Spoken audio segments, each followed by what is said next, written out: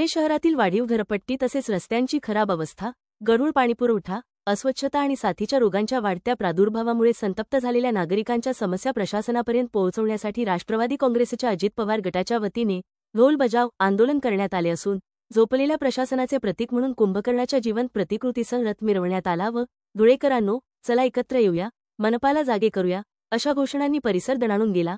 महाराणा प्रताप चौकातून सुरू झालेले हे आंदोलन महापालिकेच्या प्रवेशद्वारापर्यंत नेण्यात आले असून यावेळी आंदोलकांनी घरपट्टी रद्द करा, गढूळ पाणीपुरवठा थांबवा, रस्ते दुरुस्त करा, शहर स्वच्छ ठेवा अशा मागण्या प्रशासनासमोर मांडल्या। यामध्ये राष्ट्रवादी काँग्रेसचे नेते श्यामकांत सनेर, माजी आमदार शरद पाटील, सुनील तात्या नेरकर, श्याम पाटील, भोला वाघ, प्रकाश पाटील, सारंग भावसार, किरण शिंदे, गणेश जाधव यांच्यासह शेकडो कार्यकर्त्यांचा सहभाग होता।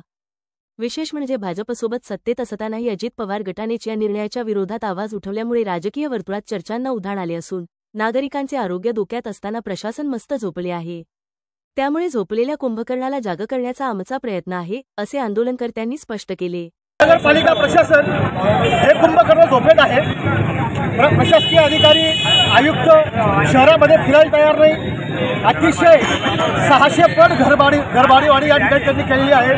ज्या गोरगरिबाला 600 रुपये होते त्याला 6000 रुपये येत आहेत, ज्याला 6000 यायचे त्याला 60,000 येत आहेत, ज्याला 60,000 रुपये यायचे त्याला 6 लाख रुपये घरपट्टी येते। या शहरामध्ये सुविधा नावाचा प्रकार नाही। रोज गढूळ पाणी या नगरपालिकेकडून येत आहे। गाडीचं साम्राज्य शहरामध्ये झालेलं आहे, त्यामुळे अतिशय आरोग्याचा प्रश्न गंभीर उपस्थित झालेला आहे। खड्ड्यांमुळे अनेक लोक आज कमरेने तुटत आहेत, मानेने तुटत आहेत। अशा भयंकर परिस्थितीमध्ये आयुक्तांना शहराची काही पडलेली नाही आहे। आता मला माहिती मिळाली फेसबुकवरून आयुक्त आता भूतानला फिरून आले।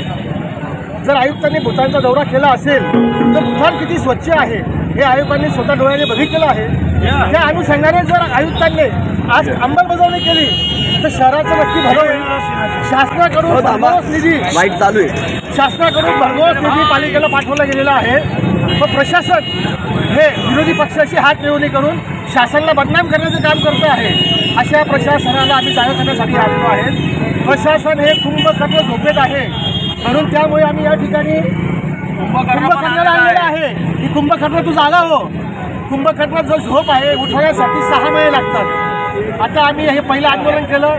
असे अनेक जिव्हाळ्याचे प्रश्न धुळे शहरातल्या नागरिकांचे आहेत आणि रोज 15 दिवसात आयुक्तांना उठवण्याचा प्रयत्न करू। आयुक्तांनी जर घरपट्टी कमी नाही केली आणि आमचे राष्ट्रीय अध्यक्ष आदरणीय अजितदादा यांच्याकडे 2 दिवसाच्या आत मीटिंग लावू, आयुक्तांची आम्ही केलेला खूप सगळ्याच्या फाईल त्यांच्या हातात घेऊ आणि धुळे शहरातील जनतेला वाढीव घरमुक्त केल्याशिवाय राष्ट्रवादी काँग्रेस पक्ष राहणार नाही, असं सर्व नेत्यांच्या कार्यकर्त्यांच्या वतीने आश्वासन देतो। आणि ह्या आंदोलनाला सर्वात जास्त शहरातले लोक सहभागी आहेत। शहरातल्या स्वयंस्फूर्त लोक आलेले आहेत। सोशल मीडिया जर आपण 2 दिवसाचा बघितला तर शहरातल्या सर्वसामान्य मान्यवरांनी नागरिकांनी अतिशय तीव्र प्रतिक्रिया याच्यावर दिलेल्या आहेत की जेणेकरून ह्या नगरपालिकेला कुठल्याही परिस्थितीत आपण धडा शिकवला पाहिजे। घरपट्टी ही मुंबईच्या महानगरपालिकेची लावलेली आहे। वास्तविक बघितलं मुंबई महानगरपालिका अ वर्ग आहे, आपली महानगरपालिका क वर्ग आहे। मुंबईच्या कुठल्याही सुविधा धुळे शहरामध्ये नसताना मुंबईच्या धर्तीवर घरपट्टी लावणं, लोकांना वेठीस धरणं, गोरगरिबांना उद्ध्वस्त करणं। आपल्या शहरामध्ये मुळात रोजगार नाही, तरुणांच्या हाताला काम नाही, गरीब मनुष्य कुठेतरी मजुरी करून पोट भरतोय। अशा परिस्थितीमध्ये ही वाढीव घरपट्टी त्याला जीवघाणी झालेली आहे। त्याचा जीव जाऊ नये, त्याला जीवन जगता यावं यासाठी जिव्हाळ्याचा प्रश्न घेऊन राष्ट्रवादी काँग्रेस पक्ष आज रस्त्यावर उतरलेला आहे आणि यात 100% शासनाच्या वतीने इथे न्याय मिळू आणि धुळे प्रशासनाला आम्ही धडा शिकवण्याचं राहणार।